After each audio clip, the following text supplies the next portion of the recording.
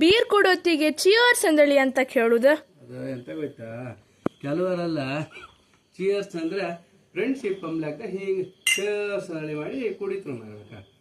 ನನ್ನ ತೇರಿ ಅಂತ ಗೊತ್ತಾ, ಮನುಷ್ಯನಿಗೆ ಪಂಚೇಂದ್ರಿಯಗಳು ಚಿಯರ್ಸ್ ಅಂದೇಳಿ ಹೇಳ್ರೆ ಕುಡುವತ್ತಿಗೆ ನಾಲ್ಗೆ ರುಚಿ ಕಾಣ್ತ, ಮೂಗ ವಾಸನೆ ತಕ್ಕಂತ, ಕಣ್ಣು ನೋಡುತ್ತ, ಆರೆ ನಾಲ್ಗೆ ರುಚಿ ಕಾಣ್ತದೆ, ಆರೆ ಇದು ಕಿವಿಗೆ ಅಂತ ಗೊತ್ತಾಗ್ತಿಲ್ಲ.